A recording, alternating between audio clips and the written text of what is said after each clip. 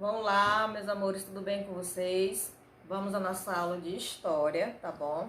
Na página 109 do livro de vocês, nós vamos falar sobre o governo geral. Na aula passada, vocês devem recordar, e é para recordar, nós falamos sobre as capitanias hereditárias, né? Porque Portugal queria uma forma de poder governar o Brasil, mas sem gastar muito, até porque eles não tinham esse dinheiro disponível, nem pessoas e muito interessadas em vir para cá para colonizar o Brasil.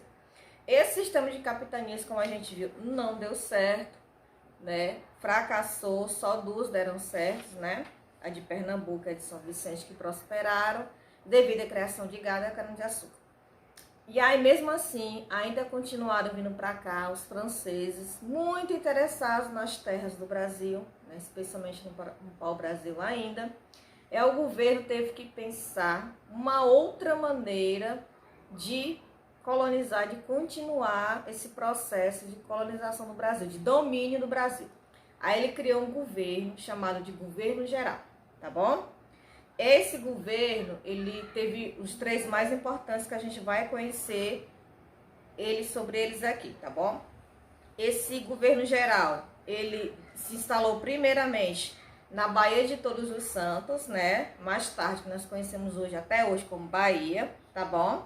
Pela sua localização, claro, chegava ali pelos portos, né? Que haviam, tá? E vamos falar um pouco sobre justamente esses três primeiros governadores que nós tivemos. O primeiro governo geral, o nome dele foi Tomé de Souza, tá? Ele chegou ao Brasil, ele trouxe soldados, colonos, padres jesuítas para catequizar os índios, tá? Esses padres, eles vieram sob a direção de um padre que teve uma importância muito grande na nossa história, que vou falar um pouquinho dele mais na frente, tá?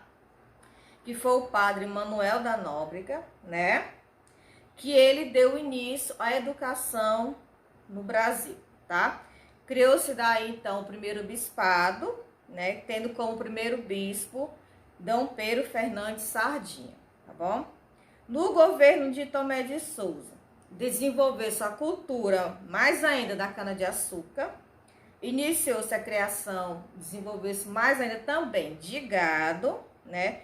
E fundou a cidade de Salvador, tá bom? A primeira capital do Brasil, tá?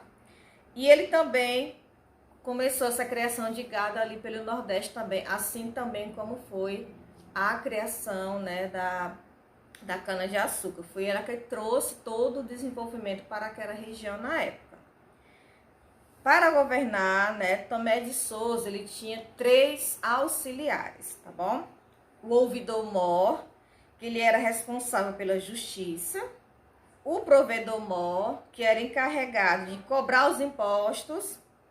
E o capitão-mor, né, que tinha como responsabilidade defender o litoral dos ataques inimigos. Tomé de Souza, pessoal, ele governou, né, até 1553, quando ele foi substituído por Duarte da Costa, ou seja, o segundo governador geral, tá? Duarte da Costa trouxe com ele, né, o filho, Dom Álvaro, e alguns outros jesuítas também. Entre eles tinha o padre José de Anchieta, que junto com Manuel da Nóbrega, eles fundaram o Colégio de São Paulo de Piratininga. Esse colégio, pessoal, foi que deu origem à cidade de São Paulo, tá? A partir do colégio.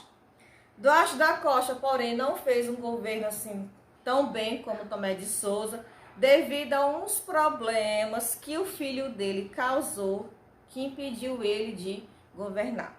Aí ele foi substituído, claro. Estava dando mais trabalho para Portugal do que soluções. Portugal substituiu Duarte da Costa pelo terceiro governador, que governou mais tempo e resolveu muitos problemas. O nome dele é Mendes Sá. O governo dele foi considerado um governo até bom, um governo excelente, tá? Ele governou durante quase 15 anos, tá? Conseguiu resolver os problemas que o filho do Duarte da Costa, o outro governador, havia provocado, né, aqui no Brasil, tá? Ele combateu os invasores franceses que haviam se instalado lá no Rio de Janeiro, tomado de conta do Rio de Janeiro, tá? Com a ajuda do sobrinho dele, Estácio de Sá. E também ele fundou, né, a cidade de São Sebastião do Rio de Janeiro, que hoje é atual Rio de Janeiro, tá? Em 1572, depois de 14 anos de governo, Mendes Sá faleceu na Bahia, ele morreu aqui mesmo no Brasil. E aí essa questão desse governo, essa forma de governar, contribuiu para quê? Para que a corte portuguesa ficasse livre dos invasores estrangeiros, especialmente os franceses, que sempre vinham, faziam acordo com os índios, né? Para que os índios conheciam a terra, onde estavam as riquezas para o Brasil, aquela coisa, eles acabavam se fingindo de amigos dos indígenas, faziam acordo com eles, para que eles pudessem ceder aquelas terras, pudessem explorar, e iam embora. Isso era um grande problema para Portugal. Estácio de Sá acabou com esse problema, tá? E aí, essa questão aí, pessoal, deu uma margem de entradas, né? E bandeiras, que são isso, que a gente vai ver um pouquinho elas começaram a desbravar, a descobrir o sertão, ou seja, o Nordeste, né? Vamos lá. As entradas, elas eram expedições organizadas pelo governo português, financiadas pelo governo português, tá? E elas respeitavam o Tratado de Tordesilhas. Aquelas terras que pertenciam à Espanha, elas não poderiam ser ultrapassadas por Portugal e eles, né, obedeciam essa ordem. Já as bandeiras, ao contrário, tá? Eram explorações particulares que não respeitavam o Tratado de Tordesilhas, tá? As bandeiras, elas deram, quem participava dela era chamado de bandeirante, tá? Foram então essas organizações, né, que se entraram dentro do interior, e a partir dela, pessoal, eles foram fundando várias vilas, porque elas tinham algumas obrigações, tá? Elas seguiam sempre o caminho dos rios, claro, próximo ali onde eles poderiam arrumar recursos para eles, né? E aí eles paravam, armavam algumas, né, algumas tendas, algumas cabanas, né? Faziam pequenas lavouras, iniciava-se ali um povoado, tá? Os homens, como eu falei, que faziam parte das bandeiras, eles eram chamados de bandeirantes. Também participavam mulheres indígenas, né? Indígenas catequizados, tá? E uma das bandeiras mais importantes foi liderada pelo bandeirante Fernão Dias Pais Leme, né? Um homem muito rico, e ele queria ficar mais rico, tá, gente? E ele morreu numa expedição, né? Pensando ter encontrado uma mina de esmeraldas.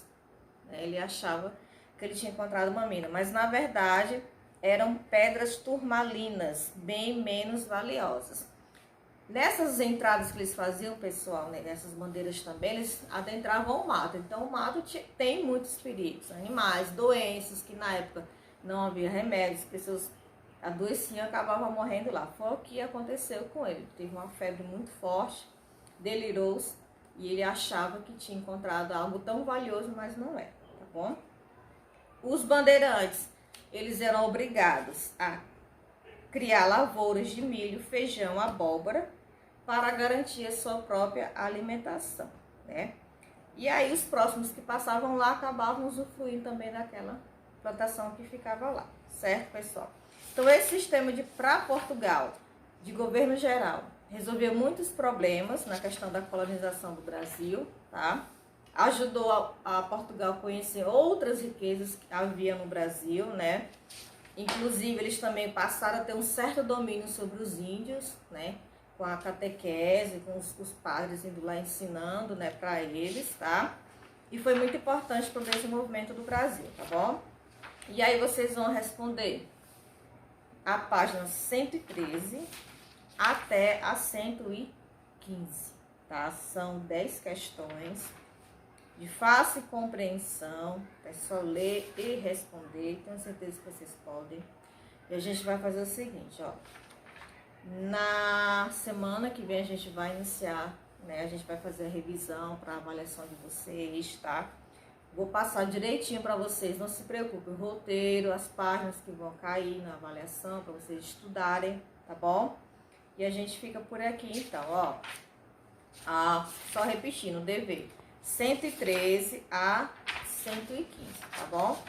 Então é isso, fiquem em casa sempre que puderem, se cuidem, tá? E até a próxima.